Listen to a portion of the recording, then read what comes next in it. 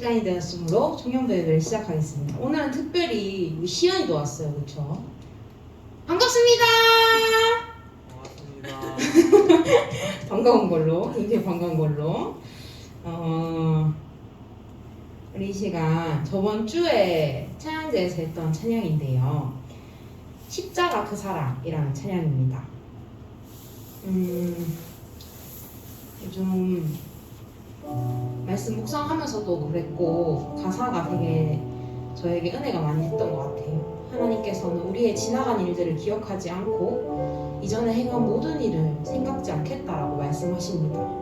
사막에는 강물을 내시고 또 길을 내시고, 그래서 오늘도 우리 안에 새 일을 행한다고 하십니다. 하나님, 오늘 내가 그 새 일을 보는 오늘이 되게 하여 주시옵소서. 하나님, 지나간 것은 하나님께서 더 이상 기억하지 않으시고 생각하지 않으신다고 하셨으니 하나님, 오늘 새롭게 시작하는 은혜가 있게 하여 주시옵소서. 이 시간 십자가 그 사랑 함께 찬양하겠습니다.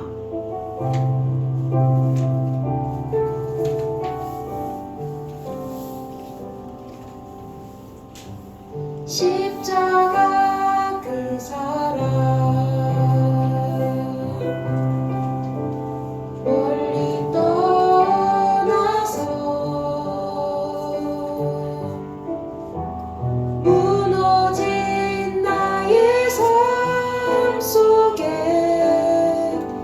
잊혀진 주 은혜,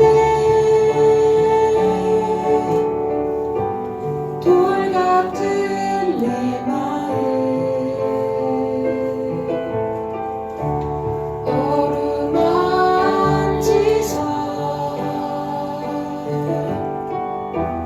다시 일으켜 세우신 주를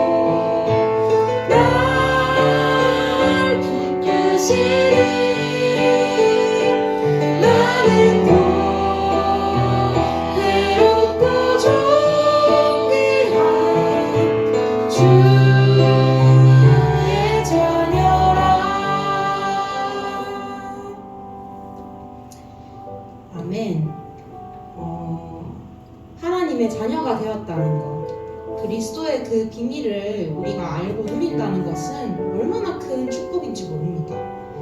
오늘도 세상의 사람들은 이 비밀이 없어서, 이 그리스도를 몰라서, 이 복음을 몰라서 과거의 열매이고 현재의 열매이고 미래의 열매입니다. 하지만 하나님은 오늘 우리에게 말씀하십니다. 과거의 너를 기억하지 않고 오늘 너와 함께하고 앞으로 너와 함께하겠다고 말씀하십니다. 하나님 오늘 내 뒤에서 함께하시고 내 옆에서 함께하시고 내 앞에서 함께하시는 하나님을 만나게 하여 주시옵소서. 하나님, 그리고 또 세상 사람들은 이 비밀 하나 몰라서 힘들어하고 있는데 하나님, 이 복음으로 사람을 살릴 수 있는 사람 되게 하여 주시옵소서. 이 복음으로 사람을 용서하게 하시고 하나님, 이 복음으로 사람을 살릴 수 있도록, 그 사람을 치유할 수 있도록 하나님 내게 그 은혜를 허락하여 주시옵소서. 이 시간 예배를 위해서 함께 기도하겠습니다.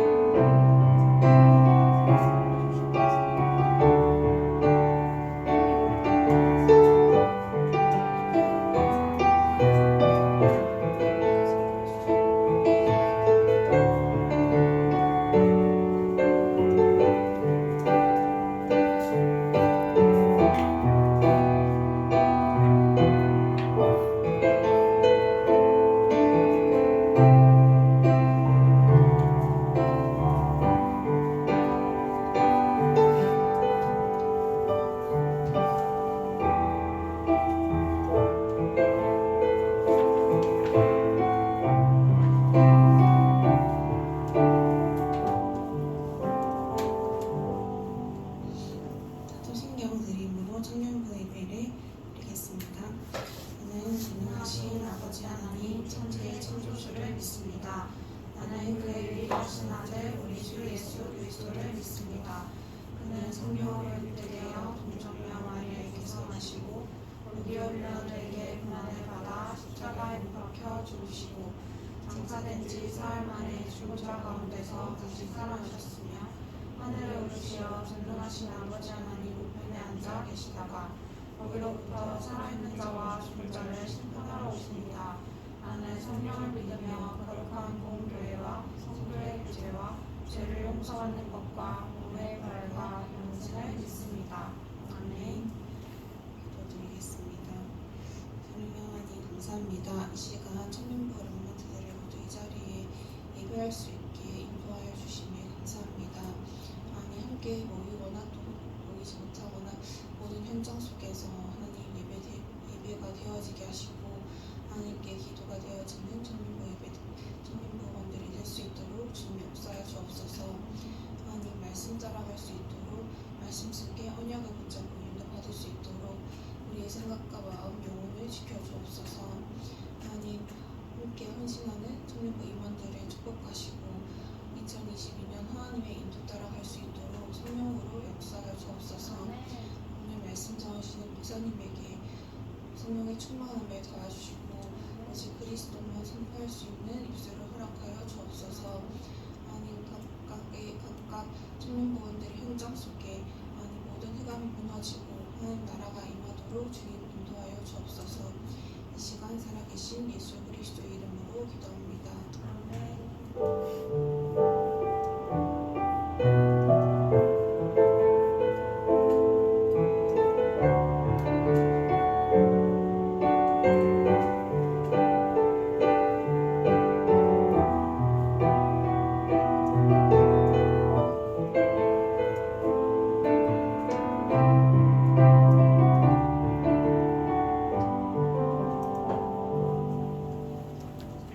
말씀 사도행전 16장 35절에서 40절입니다. 사도행전 16장 35절에서 40절입니다.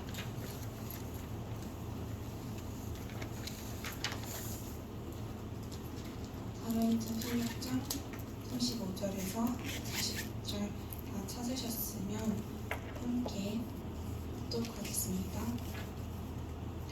날이 샘에 성관들이 부활을 보내어 이 사람들을 모으라 하니 간수 베스토가 그 말대로 바울에게 말하되 상관들이 사람을 보내어 너희를 놓으라 하였으니 이제는 나가서 평안히 가라 하거늘 바울이 이르되 로마 사람인 우리를 죄도 정하지 아니하고 공중 앞에서 데리고 옥에 가두었다가 이제는 가만히 내보내고자 하느냐 그들이 친히 와서 우리를 데리고 나가야 하리라 한데 부하들이 이 말을 상관들에게 보고하니 그들이 로마 사람이라 하는 말을 듣고 두려워하여 와서 원하여 데리고 나가 그 성에서 떠나기를 정하니 두 사람이 옥에서 나와 유다의 집에 들어가서 형제들을 만나고 위로하고 가니라.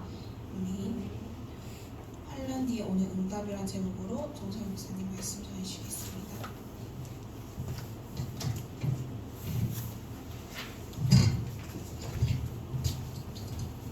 기도하겠습니다. 하나님 감사합니다. 오늘도 예배자의 축복을 허락하신 하나님, 영과 진리로 예배하며 오늘도 예배에 참된 성공자의 축복을 누릴 수 있도록 은혜를 허락하여 주옵소서. 특별히 우리 청년 중직자들에게 위에서부터 오는 세임과 새 은혜를 누리며 하나님 주시는 그 힘을 가지고 각자의 현장에서 그리스도의 빛을 발하며 최고의 임만의 축복을 누리게 하시고 오늘도 이 시간 이 예배를 통하여 온전히 하나님 앞에 서는 시간 되도록 은혜를 허락하여 주옵소서. 또한 내게 말씀을 주시고 오직 그리스도만 담대히 선포하도록 입술을 주관하여 주옵소서. 감사합니다. 주 예수 그리스도의 이름으로 기도드립니다. 아멘. 오늘도 예배드리는 청년 중직자들을 주님의 이름으로 환영합니다. 벌써 한 해의 한 달이 이제 마지막이 되어지는 그런 시간표가 되었고요. 또 오늘 함께 예배드리는 귀한 청년이 있죠. 하나님께서는 우리에게 은혜를 주셨고 또 그 은혜 속에서 각자 있는 그 현장에서 임마누엘을 누릴 수 있는 귀한 축복들을 주셨습니다. 그래서 내가 누구인지를 알고 또 내가 말씀 앞에 선다라면 그 어떤 문제와 어려움도 문제가 되지 않는 그런 축복들을 누릴 수밖에 없는 것이죠. 한 해를 시작하면서 본부 메시지를 통해서 제1사 말국지시 응답 24를 통해서 보좌의 축복을 누리는 나의 24, 또한 하나님 나라 일을 누리는 교회 24, 또한 빛의 경제를 회복하는 현장 24라는 말씀을 받았습니다. 저와 우리 모든 청년 중직자들이 바로 이런 24의 응답을 누릴 수 있어야 되겠고요. 24는 다른 것이 아니라 다른 것 틀린 것 하지 않고 말씀을 붙잡는 거라고 했습니다. 그래서 여러분들이 있는 현장에서 올 한 해 동안에 우리 본부 전체가 나가야 할 응답 24를 통해서 보좌의 축복을 누리는 나의 24, 하나님 나라의 일을 누리는 교회 24, 빛의 경제를 회복하는 현장 24의 주역이 되는 여러분들 되기를 주님의 이름으로 축복합니다. 지난주에 나의 24 오직이라는 말씀을 받았죠. 지금 본부의 메시지 흐름을 보면 류 목사님은 그런 말씀하세요. 강단의 말씀을 가지고 한 단어, 한 문장으로 붙잡아 봐라. 그러면 그것을 붙잡고 기도할 때 하나님께서 어떻게 응답하시는지 보라 라는 말씀하셨죠. 지난주에 많은 말씀을 주셨지만 제가 붙잡은 한 문장을 보면 복음 때문에 하나님과 후대 앞에 이유 있는 인생을 살게 하옵소서. 저는 그 부분을 붙잡았어요. 바로 저와 여러분들이 이유가 있어야 돼요. 여러분들이 왜 취업을 해서 직장 생활을 합니까? 여러분들이 왜 가정을 이루고 후대 응답을 누려야 됩니까? 여러분들이 왜 중직자로 세워져야 합니까? 하나님은 분명히 이유가 있습니다. 또한 우리 시연이가 있지만 원래 코스대로 가야 되지만 하나님께서 잠시 쉬게 하셨어요. 그래서 그 시간을 내려놓고 이제 더 하나님의 은혜를 누리고 또 복음 집중할 수 있는 그런 은혜들을 주실 건데 하나님께서 왜 그렇게 인도하시는지를 우리는 분명하게 이유를 붙잡으면 그것이 내게는 어려움인 것처럼 보이지만 오히려 기회가 되고 응답이 될 수밖에 없다는 것이죠. 그래서 저희들은 중요한 사람일수록 사탄은 문제를 가져다 준다는 거죠. 맞잖아요. 운동을 할 때도 에이스한테 그런 수비수를 붙이지 잘 못하는 사람들은 안 붙이잖아요. 그와 마찬가지로 내가 중요하기 때문에 하나님은 사탄은 이런 문제를 가져다 줄 수밖에 없다는 거죠. 그런데 이것이 우리의 힘으로 할 수 없기 때문에 뭐냐? 보좌의 축복을 누려야 된다고 했습니다. 오직의 시작이 뭐라고 했죠? 뜻을 정하는 거라고 했습니다. 다니엘과 세 친구들이 왜 우리나라가 이렇게 될 수밖에 없었고 왜 우리가 이렇게 포로로 올 수밖에 없었느냐? 그 이유를 알고 뜻을 정해서 뭐냐? 우상에게 절하지 않은 왕의 음식을 먹지 않겠습니다라고 결단했다는 거죠. 그 결과는 뭡니까? 열흘 동안 시험한 후에 왕의 음식을 먹은 자들보다 더욱더 빛이 났다고 했죠. 그러면 그것뿐만 아니라 모든 사람들보다 더 많은 10배의 지혜를 주셨다고 분명히 말씀하고 있습니다. 바로 저와 여러분들이 다른 것이 아니라 복음 때문에, 렘넌트 운동 때문에, 237 운동 때문에 오직 할 수 있는 그 축복을 통해서 그 오직의 시작과 그 오직의 결과를 통해 하나님께 영광 돌리는, 하나님만을 바라보는 저와 여러분들 되기를 주님 이름으로 축복합니다. 오늘 우리가 함께 나눌 말씀이 뭐죠? 환난 뒤에 오는 응답.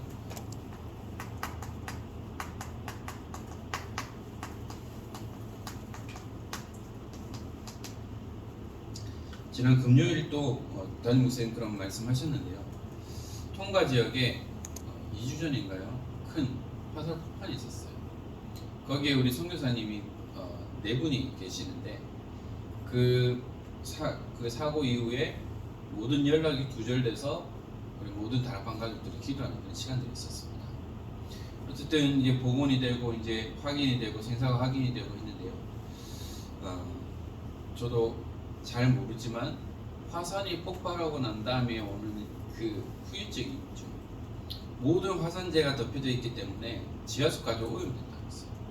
그것을 해결할 수 있는 길은 많은 비가 오는 것밖에 없는데 지금 통과 현장을 놓고 기도하는 것이 뭐냐?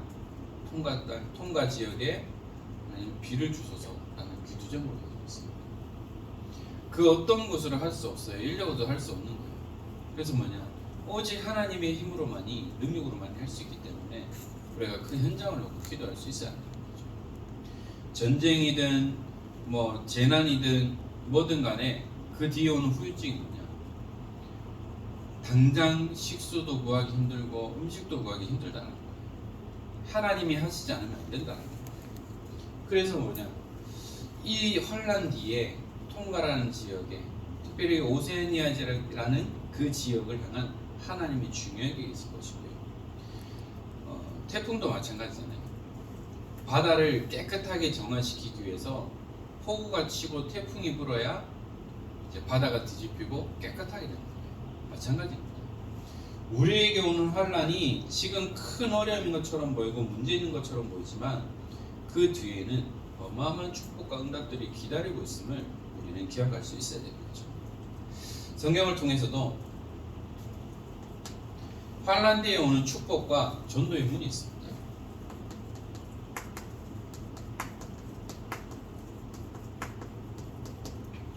환란인 것처럼 보이지만 하나님은 분명히 믿음의 선배들을 통하여서 그 뒤에 생명이 살아나는 응답들을 주시는 것을 말씀을 통해서 확인할 수 있죠. 사도행전 4장 1절에서 31절입니다. 3장에 안진뱅이를 일으켰죠. 안진뱅이를 일으켰다고 법정에 서게 됐습니다. 그러면서 베드로가 예전에는 예수님이 십자가 잡힐 때는 어땠어요? 부끄럽고 막 거짓말하고 예수님을 부인하고 있죠. 그런데 참된 복음을 체험하고 부활하신 주님을 만난 이후에는 그냥 4장 12절에 천하 인간의 구원 얻을 만한 다른 이름을 우리에게 주신 적이 없다 라고 할 만큼 담대하게 선포했다.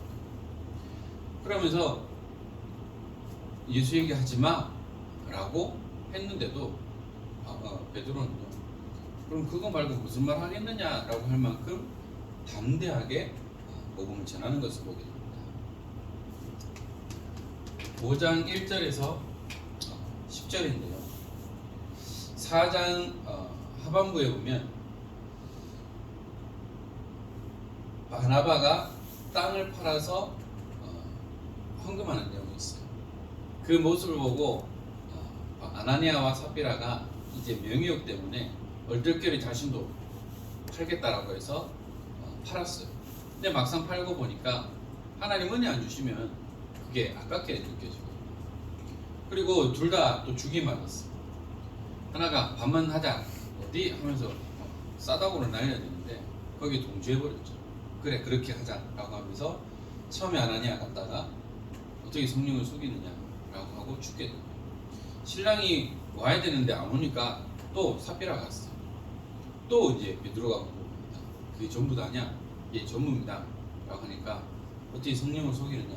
네 남편을 장사했던 사람들이 온다라고 하니까요. 또한 죽게 되어지고 쌍묘의 비극이 일어나는 것을 보게 됩니다. 또한 이 이후에 6장 1절에서 7절에 보면 사도가 말씀과 기도에 전무해야 되는데요. 여러 가지 구제와 여러 가지 일에 신경 쓰다 보니까 원래 사도해야 할 역할을 하지 못하게 됩니다. 그러다가 성령 충만, 지혜 충만, 칭찬받는 사람을 통해 사람을 세워서 주의 종은 말씀과 기도에 전무할 수 있도록 중직자를 세우게 됩니다. 사도행전 6장이 최초로 중직자를 세우게 되어지는 그런 내용이기도 합니다. 그 다음에 7장 1절에서 60절에 보니까요, 중직자로 세워졌던 스데반이 이제 설교하는 내용입니다. 그런데 거기서 어떤 내용을 얘기했느냐, 예수님에 대한 내용을 설명했어요. 그 너희들이 십자가에 못 박은 그 예수가 바로 그리스도다라고 얘기를 하니, 설교를 하니까요. 거기에 모든 유대인들이, 원래 그렇잖아요. 자기가 잘못했는 걸 찌르면은 미안해야 되는데 오히려 화를 내고 결국은 스데반을 돌로 쳐 죽이게 됩니다. 그런데 성경에 보면 뭐라고 되어 있죠? 스데반은 하늘을 봤을 때에 무장 우편에 예수님이 서서 그를 반기셨다고 했죠. 그리고 죽었다가 아니라 잠들었다라고 할 만큼 또 하나님의 은혜를 체험하는 모습을 보입니다. 그 뒤에 8장 1절에서 3절에 보면 그 현장에 누가 있었느냐? 사울이 있었어요. 사울이 그 모습을 보고 의문을 가졌겠지만 오히려 뭐냐? 의에 등등하여서 교회를 잔멸하고 남녀를 분문하고 모두 다 잡았다는 거죠. 그 뒤에 26절에서 40절에 보니까 빌립의 성령의 인도를 받아 왔는데요. 에도피아 네시와의 만남을 통해서 복음을 설명하고 세례를 받고 구원을 받는 내용들이 나옵니다. 이렇게 보면 핍박이 있고 환란이 있지만 그 뒤에 생명이 살아나고 또한 선교의 문이 열리는 것을 보게 되고요. 9장 1절에서 9절에 보니까 바로 예수 믿는 자를 핍박하러 가던 사울이 다메섹에서 결국은 하나님을 만나요. 왜 하나님께서 하필이 다메섹에서 사울에게 나타났을까요? 말씀을 통해서 들었죠. 그 다메섹이라는 현장에 기도하는 제자가 있었다. 기도하는 그 제자가 있는 현장이기에 하나님은 그곳에서 사울을 무릎 꿇게 하는 내용을 볼 수가 있죠. 또한 회심을 하고 하나님을 만난 이후에 사울의 모습은 어땠느냐? 사도행전 14장 20절에서 24절에 루스드라에서 복음을 전하다가 결국은 유대인을 통해서 돌에 맞아 죽었어요. 그래서 성 밖에 내쳤는데 제자들이 가서 보니까 죽은 줄 알았는데 다시 옷을 털고 다시 들어갔어요. 바울의 전략은 다른 건 아닙니다. 제자를 세웁니다. 제자를 찾을 때까지 2주, 4주, 길게는 2년 이렇게 거주하면서 제자를 찾고 세우는 것을 볼 수가 있죠. 16장 19절에서 31절에 보니까요. 바울이 기도하러 가는데 또 귀신 들린 여자가 계속 괴롭히는 거예요. 이 사람들은 복음을 전하는 사람이다 라고 하니까 너무 괴로워서 복음을 전했는데, 그런데 이 여자를 가지고 돈벌이라는 사람이 있었다는 거죠. 자신이 수익이 끊어지니까 결국은 바울과 실라를 고발해서 옥에 가둬버렸어요. 근데 옥에 가뒀을 때도 어떤 일이 있었습니까? 거기서 찬양하고 기도하는 가운데에 하나님 옥문을 여시고요. 또한 거기에 예비되어 있던 간수가 구원을 받는 그런 일들이 일어나는 것을 볼 수 있죠. 17장 1절에서 9절에도 나와 있습니다. 바울이 자신의 관례대로 세안식일에 성경을 가지고 강론하고 복음을 전했다는 거죠. 또한 거기에 많은 경건한 헬라인들과 큰 무리와 기부인들도 구원을 얻는 일들이 일어나는 것을 보게 되죠. 그런데 이것을 보고 또 시기하는 사람들이 있었어요. 이방인들이 아니라 바로 바리새인들이, 유대인들이 와서 그들을 고발하고요. 어느 정도로 하느냐, 가짜 증인을 세워서 다른 돌 이상한 말을 말한다 라고 하면서 이들을 잡으려고 하는데, 그러나 그 소식을 알고 바울과 실라는 다른 데로 갔고요. 찾지 못하니까 그 집에 들어와 있는 사람을, 야손을 잡아가서 결국은 보석금을 받고 풀어주는 그런 일들이 일어나는 것을 보게 됩니다. 마지막 28장 31절에 보니까요, 하나님의 나라를 전파하며 주 예수 그리스도에 관한 모든 것을 담대하게 거침없이 가르치더라. 바울의 모든 사역을 보면 평안한 사역은 없었어요. 계속해서 많은 문제와 어려움이 있었고 사건들이 있었습니다. 그러나 바울은 하나님의 뜻을 찾는 기도 속으로 들어가는 가운데에 예비된 제자를 찾고 교회를 세웠고, 그것뿐만 아니라 사도행전 28장 1절 말씀처럼 담대하게 거침없이 가르치더라. 계속해서 현재 진행입니다. 이 말은 우리 전도운동할 때도 계속해서 하는 것이 뭐냐, 사도행전 29장을 써간다는 거죠. 왜 그럴까요? 진행 중이기 때문이죠. 담대히 가르쳤다 라고 하면 완료형일 건데, 가르치더라 라고 하니까 진행형이에요. 그래서 우리 은평교회가 뭐냐, 사도행전 29장의 역사를 써가는 겁니다. 복음운동하는 모든 교회가 사도행전 29장의 역사를 써간다라면 우리는 사도행전적인 역사가 계속해서 일어날 수밖에 없을 겁니다. 그래서 저희들은 뭐냐, 환란 뒤에 오는 그 응답을 가지고 우리 모든 복음운동하는 교회가 사도행전 29장의 역사를 써나가는 귀한 축복들을 누려야 되겠죠. 빌립보 환란 이후입니다.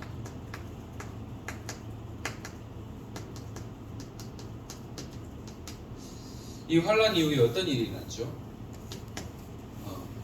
지난주에 우리가 함께 지난번에 말씀 나눴던 것처럼 16장 31절에 간수가 구원을 받게 됩니다.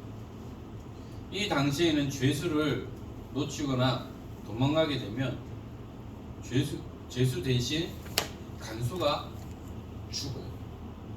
그래서 자결하려고 했을 때에 우리 여기 있으니까 죽지 말라는 거예요. 그때에 이 간수가 뭐라고 얘기했죠? 주여, 어떻게 해야 우리가 구원 얻을 수 있습니까? 라고 질문하게 되는 내용을 볼 수 있죠. 그러니까 뭐라고 합니까? 읽은 말씀처럼 주 예수를 믿으라. 그리하면 너와 내 집이 구원을 얻으리라. 바로 우리에게 구원의 축복을 주신다는 거죠. 그리고요, 그 가정에 30절에 말씀 운동이 일어나는 거죠. 그래서 그들을 데리고 나가 이르되, 선생들이여, 내가 어떻게 하여야 구원을 받으리까? 바로 이 간수에 대한 하나님의 계획 속에 가정이 구원받는, 가정에서 말씀 운동이 일어나는 축복을 누리게 되는 거죠. 바울은 로마 시민권자입니다. 돈으로 주고 산 것이 아니라 태어날 때부터 로마 시민이었죠. 감옥에 갈 때에도 바울이 나 로마 시민권자인데라고 그것을 썼으면요 매를 맞지 않았을 건데. 그런데 바울은 그 시민권을 쓰지 않았어요. 이때를 위해서. 그래서 간수의 가족이 구원을 받고 맞은 데를 치료받고 나서 난 이후에 내가 로마 사람인데 어찌 그냥 가라느냐, 죄도 묻지 않고 왜 매를 치느냐라고 하면서 상관들이 와서 나 우리를 보내달라 라고 얘기하는 거죠. 로마 시민권자를 함부로 매를 치게 되면 어마어마한 문제가 생기는 거죠. 그래서 두려워했다라고 말하고 있습니다. 그래서 로마 시민권을 사용하죠. 16장 37절 38절입니다. 그 이후에 오늘 읽은 말씀과 같이 뭐냐, 루디아의 집에서 계속해서 부흥운동이 일어나는 거죠. 39절 40절에 와서 권하여 데리고 나가 그 성에서 떠나기를 청하니 두 사람이 옥에서 나와 루디아의 집에 들어가서 형제들을 만나보고 위로하고 가니라. 바로 루디아의 집이 교회가 됐다는 거죠. 여기에서 서로 힘을 주고 격려하면서 하나님은 이 루디아의 집을 통해서 생명이 살아나는 귀한 은혜들을 주시는 것을 말씀을 통해서 확인할 수 있습니다. 자, 그래서 환란 속에 있는 영적인 깨달음이 필요하죠.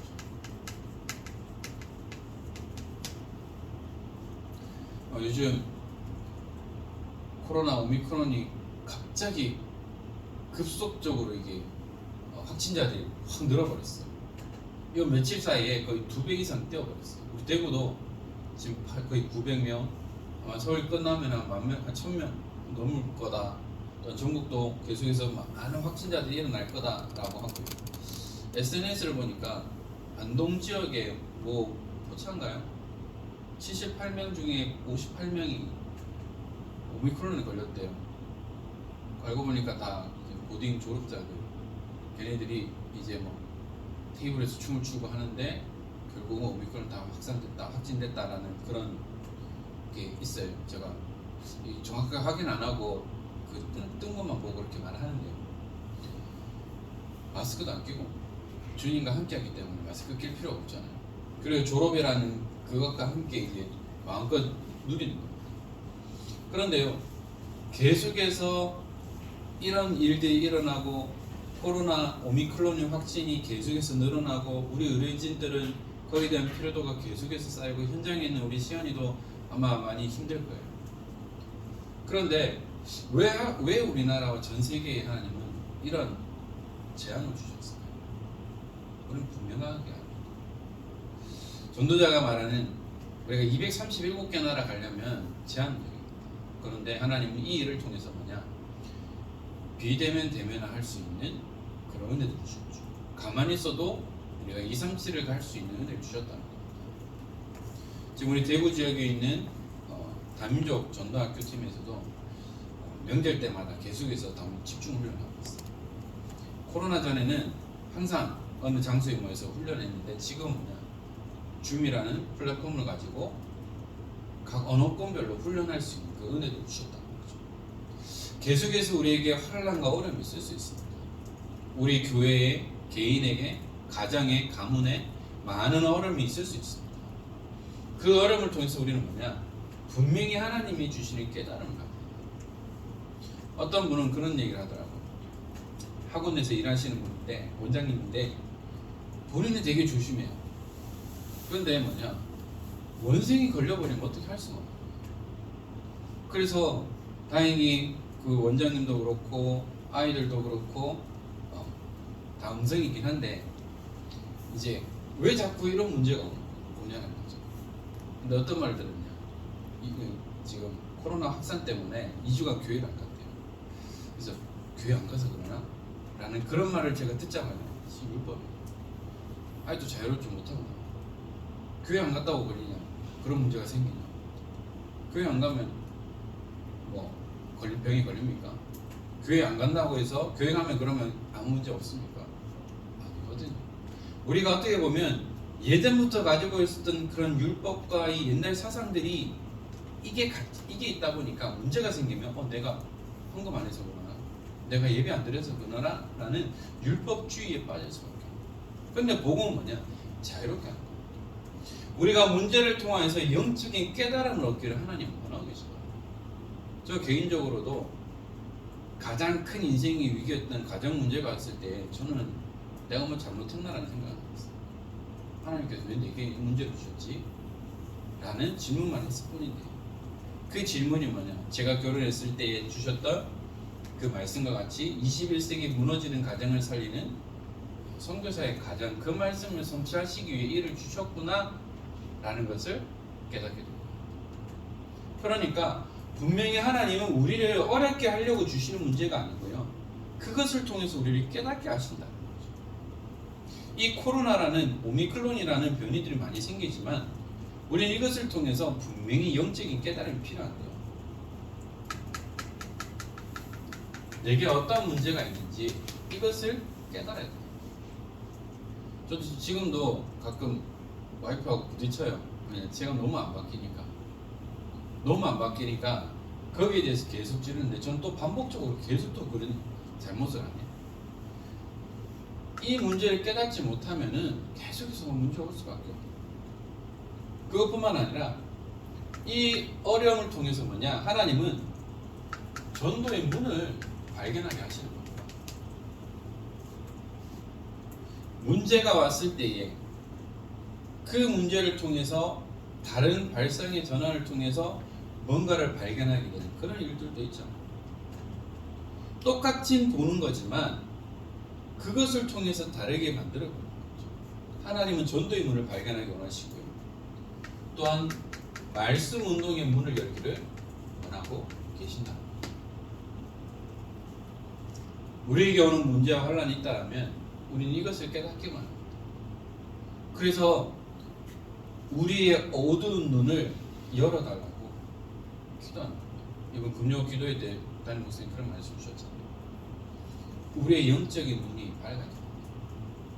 그 말은 우리의 영안이 밝아져야 한다. 아무리 우리 육신의 눈을 위해서 루테인 많이 먹어도요, 영적인 눈은 어두워요. 하나님 은혜 주시지 않고 이 은혜 속으로 들어가지 않으면 결국은 우리의 눈은 어두워질 수밖에 없다. 그래서 저희들은 하나님 앞에 서면 돼요. 그래서 이유 있는 삶을 사는 청년 중직자,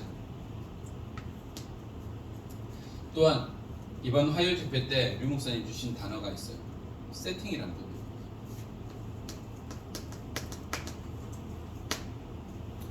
세팅된 만큼 응답받게 돼 있어요. 전도자 류 목사님도 영도 지역에서 뭐부터 했느냐, 말씀 운동할 수 있는 요거 시스템을 세팅했어요. 그래서 30군데 다락방을 시작으로 해서 300군데 다락방이 열렸다는 거죠. 그 말은 뭐냐, 우리 은평교회와 우리 청년 중직자들이 세계복음화 할 수 있고 렘넌트 운동할 수 있고 생명 운동할 수 있고 말씀 운동할 수 있는 준비만 하고 있습니다. 그래서 우리는 이 세팅만 하고 있습니다. 그냥 안 하자면 여러분 외출할 때도 씻고 바르고 머리도 말리고 그룹도 말고 또 뭐 하면서 이렇게 세팅하잖아요. 이쁘게 하잖아요. 마찬가지예요. 우리가 응답받을 수 있는 모든 것들을 준비하는 거예요. 특별히 이제 또 새로운 길을 걸어가야 하는 렘넌트 청년 중직자도 내가 가야 할 그 현장을 놓고 기도로 세팅하고 있어요. 그럼 하나님이 완벽하게 인도하실 겁니다. 또한 우리에게 오는 환란은 더 큰 응답과 더 큰 은혜를 주시는 거죠. 그래서 우리는 준비하면 됩니다. 렘넌트 운동하는 리더로, 지도자로, 청년 중직자로, 또한 언약의 가정을 놓고 기도하고 있습니다. 그래서 여러분들이 진짜 로마서 16장의 응답을 받는 중직자의 모델을 찾기 바랍니다. 앞 세대를 바라보면서 틀린 것, 다른 것을 답습하는 것이 아니고 하나님이 주신 새로운 응답과 축복을 발견할 수 있는 그런 응답을 누려야 돼요. 그래서 여러분들이 흐름을 바꾸는 새로운 시작을 통해서 이 언약을 붙잡고 집중해서 기도하고 응답받았으면 좋겠습니다. 그래서 여러분들이 반드시 복음의 뿌리 내리고 하나님 앞에서 예배 성공하고 훈련의 흐름 속으로 들어가기 바랍니다. 그러면 하나님은 반드시 이를 통해서 우리에게 중요한 응답들을 주실 수밖에 없고요. 또 이제 연휴가 시작됐죠. 우리 청년들이 가장 싫어하는 게 명절이라고 합니다. 왜냐? 취업 언제 하냐, 결혼 언제 하냐, 이런 걸 싫어서 이걸로 고향에 안 간다는 그런 말들이 있어요. 그런데 우리는 그들과 다르게 복음을 가진 사람이죠. 여러분들을 통해서 가문의 영적인 흐름을 바꾸는 그런 가정과 가문 캠프의 응답을 누리는 명절이 되었으면 좋겠고요. 또한 우리 교회에 주신 올해 제목 주제와 같이 흐름을 바꾸는 새로운 시작을 통하여서 여러분들이 70 중직자에 또한 70 렘넌트 제자를 세우고 또한 70 다민족 제자를 세우는 그 증인의 축복을 누리고 여러분들이 그 70 중직자에 들어갑니다. 여러분들이 그 70 렘넌트 제자에 다민족 제자에 들어갑니다. 이 일을 통해서 우리 은평교회가 새로운 시작을 하고 40년이라는 길을 걸어왔고 또 앞으로 40년의 길을 걸어가야 될 것인데 정말 우리가 응답받을 수밖에 없는 흐름을 바꾸는 새로운 시작, 올바른 시작, 그리고 나의 24 오직의 응답을 누리면서 또 오늘 우리 강단을 통해서 주실 나의 유일성을 찾는 귀한 축복의 날이 되기를 주 예수 그리스도 이름으로 축원합니다. 기도하겠습니다. 하나님 감사합니다. 오늘도 예배자의 축복을 주신 하나님, 우리에게 오는 어떤 환난과 문제 어려움 속에서도 그 뒤에 있는 하나님의 계획을 발견하며 또한 영적인 깨달음을 통해 더욱더 말씀 앞에 설 수 있도록 축복하여 주옵소서. 날마다 믿음으로 승리하며 우리 청년 중직자들을 향한 하나님의 절대 계획이 성취되어지고 오늘도 종일토록 예매하며 하나님의 은혜를 누리는 시간 되도록 축복하여 주옵소서. 감사합니다. 주 예수 그리스도 이름으로 기도드립니다. 아멘.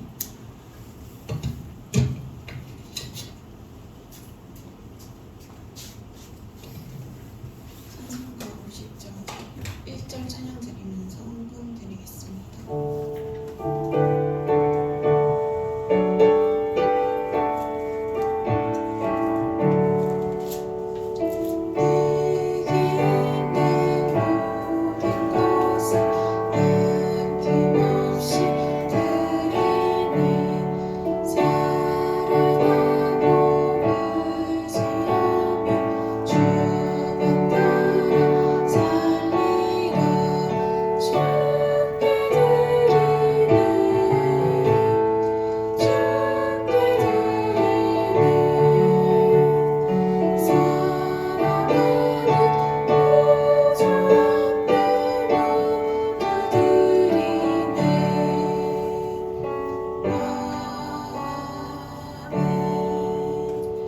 권수영 목사님께서 헌금